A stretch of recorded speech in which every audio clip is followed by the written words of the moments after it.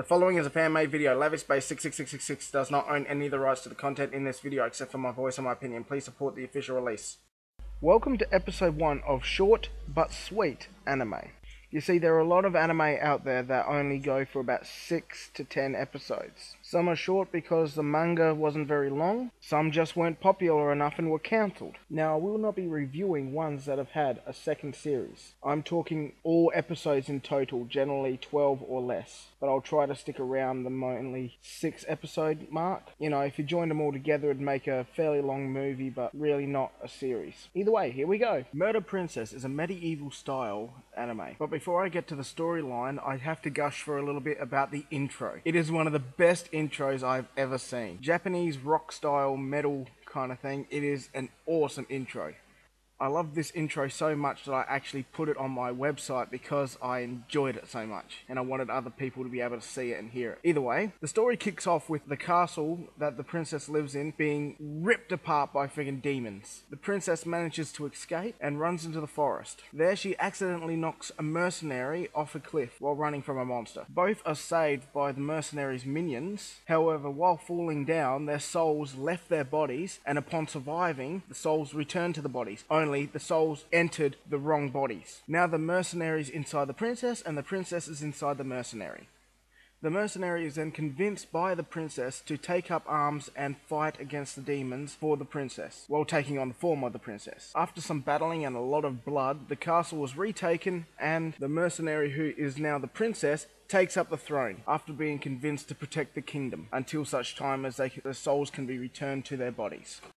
The characters of Murder Princess are very well thought out. They are completely three-dimensional, and each and all have their strengths and weaknesses, as well as quite a few flaws. You know, like tiresome real human beings. The princess is weak yet optimistic, with a hint of lesbianism, if that's a word. The mercenary is a determined and headstrong warrior, and despite quite a few daddy issues, is willing to take her badass status to the full extent, and mows down demons and mercenaries without a second thought. The mercenaries' minions are two very likable characters. The scythe guy has intelligence far beyond what he lets on, and is always willing to show that just because he carries a scythe doesn't mean he can't be a fucking badass. And even though he's pretty much the nerd of the whole group, he has probably the highest kill count of any other character in this show. And finally, the big headphone guy. Not a particularly interesting character, but kind of funny. He punches his way through enemies with an almost simple-mindedness, kind of like the Hulk.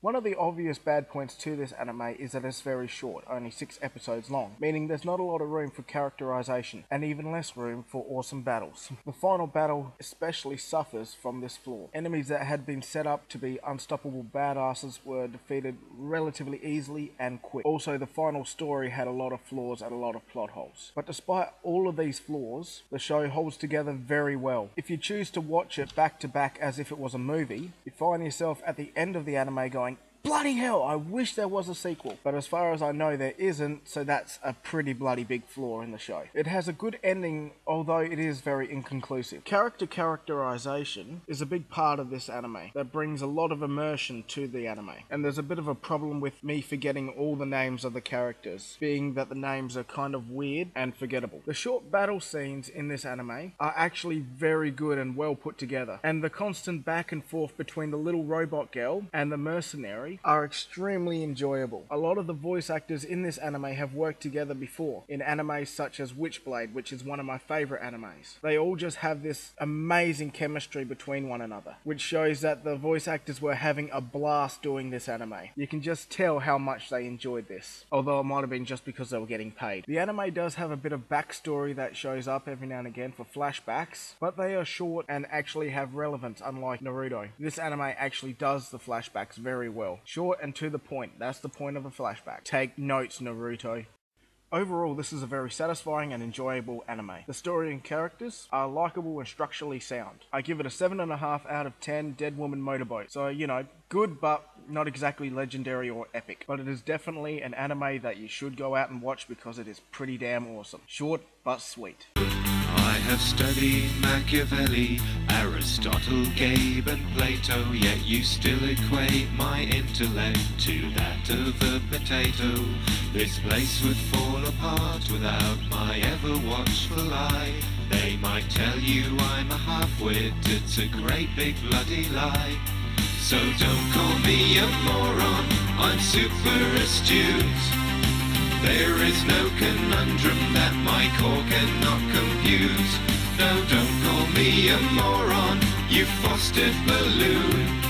My IQ's the infinite space from here to the moon. My IQ's the infinite space from here to the moon.